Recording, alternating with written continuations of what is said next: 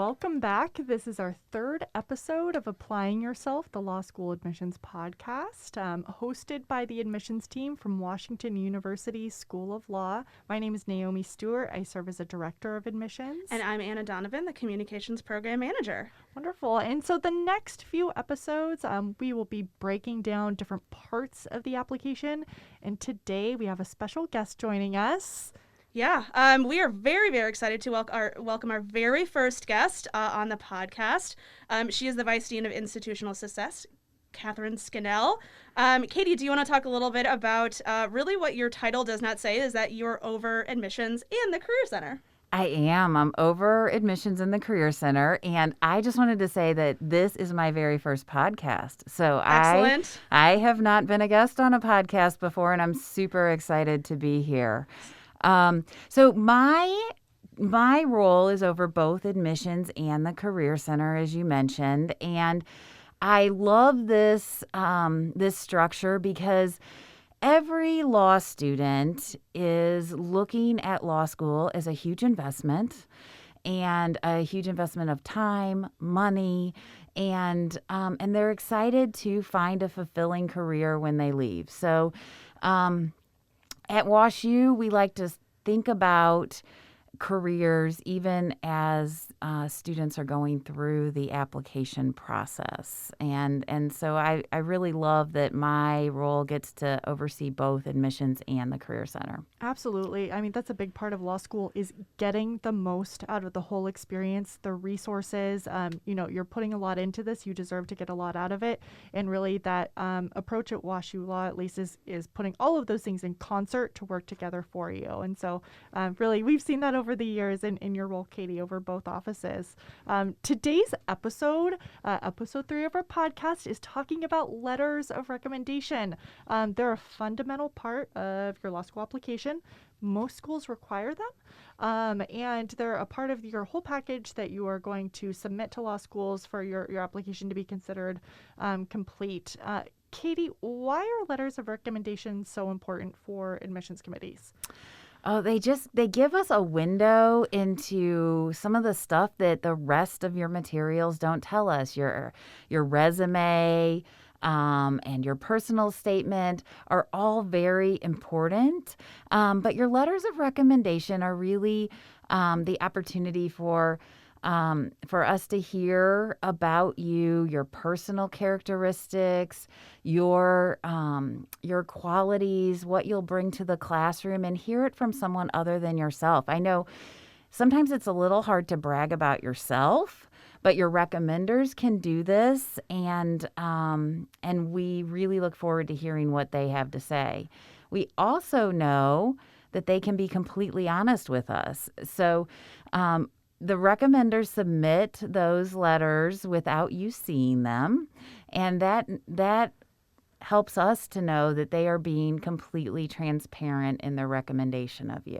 Absolutely. The letters of recommendation, Anna and I, we review a lot of applications. We do. We've read many LORs, and it's always so interesting. Like, just for example, reading a letter of recommendation, maybe someone's been in the military, their recommender will write about this project they've worked on, the impact it had on people, all the different pieces they put together in a way that maybe the applicant themselves wouldn't go into that detail, but the recommender really, puts together and illuminates everything that they did. So it's fascinating. Yeah, absolutely. Some academic letters, really the diligence of students and...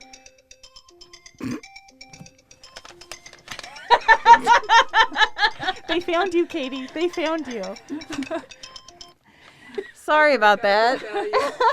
It happens. You're an important person. You're a vice dean now, and people are trying to get a hold of you, and they don't know that you're about to be really famous on our podcast. Now they know. All good. So during interviews, remember to turn off your phone. Remember, one hot tip takeaway today: turn off your phone. In my interviews, I tell people how much I love reading their letters of recommendation. We learn so many more layers about the applicant themselves, how, they sought out advisors at school for their thesis, how they stepped into leadership roles. They came up with, creative problem solving for, at work or in internships, and really, I think, points to how great of a student they're going to be. Law school is really tough. It's academically rigorous. You're also combining that with finding a job and thinking about your career. And so letters of recommendation are a really, really great place to start. And Katie, do you want to kind of touch on then why, as we're doing this first episode about application materials on LORs, why someone might want to think about them first?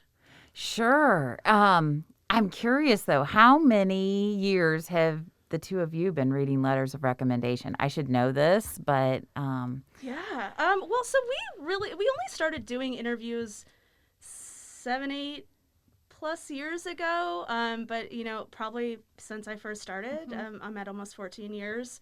I'm at 8 years. Reading those letters of rec. And I can still remember some that I've read, even though I definitely do not remember who they belong to at this point.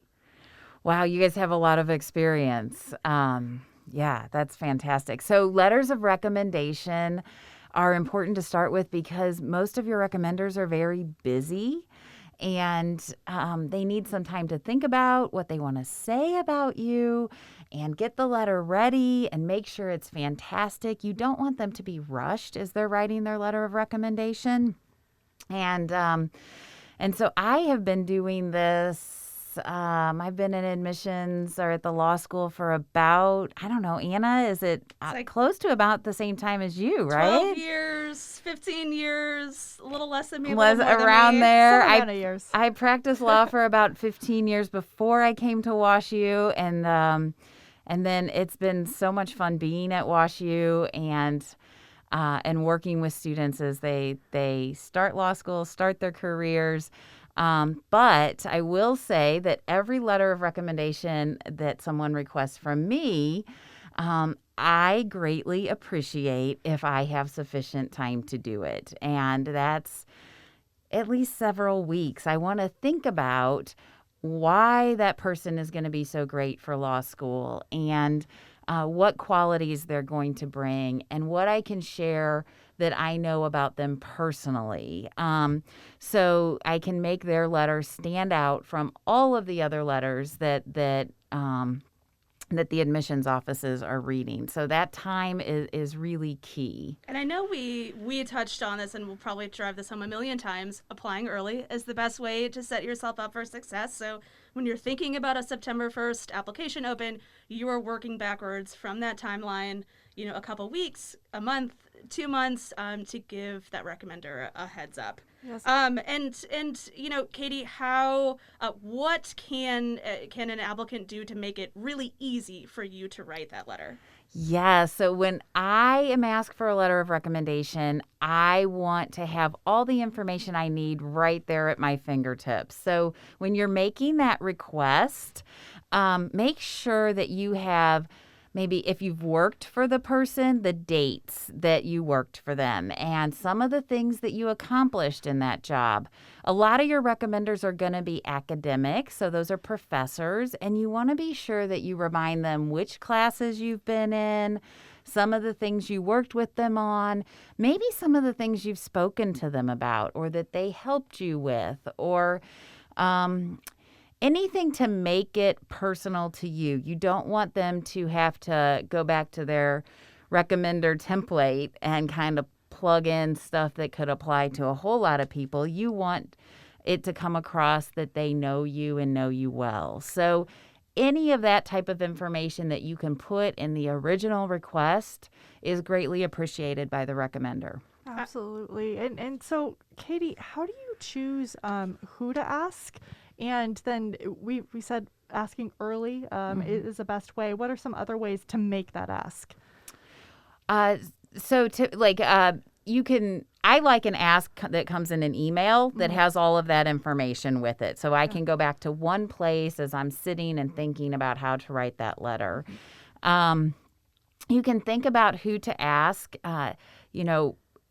some applicants have a tendency to want to ask the most high-profile person they know to make their recommendation.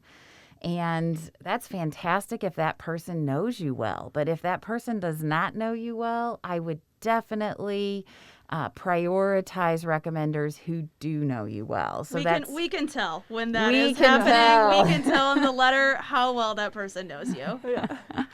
So that's something to think about as well. And typically, you're going to want some academic recommenders and maybe one professional recommender. It really depends on where you are in your career, if you're just coming from undergraduate or from a graduate degree. Your recommenders are going to be a little more heavily weighted on academic. And if you have been in the workforce for a while, your recommenders are more likely going to be professional recommenders. So it's a little bit different for each person. Yeah, it's definitely not cut and dry. Don't try and to fit yourself in a box. Something we try to mention is really the schools you're looking at applying to, looking at what they are asking, what they are requiring, how many letters, and they may be stipulating who they are hoping to have those from, and trying to adhere to that. Katie, what if you put all this time and effort into this email, you're attaching your resume, you're outlining how this person knows you, how great you are, and they say no or they don't respond to you? So if they don't respond, I think you can kind of ping them and say, hey, just wondering if you would be willing, because they do get busy and I would not take it personally. If they say no, it may just be because they're uncomfortable writing the letter, but just move on. I'm sure there are a number of people who could write letters for you. And you can kind of just go through your list and move on to another person. In fact, it doesn't hurt to ask more people than you need at the outset, right? We are not going to think it's a bad thing if we happen to get 4 letters of recommendation instead of 3 for you. So you can ask, maybe 1 or 2 more people than than you think you need when you first make those requests. Absolutely. And so I'm a planner myself, so I would definitely want to identify my people and then get those letters in motion early so it can go through all of those steps for sure. And so what is maybe a takeaway tip, a fact of the podcast that we should take away? Katie, we'll start with you. Make sure that the recommenders know you personally, but you don't want them to put something crazy in there. So maybe, you want to give them a bit of a framework for that letter.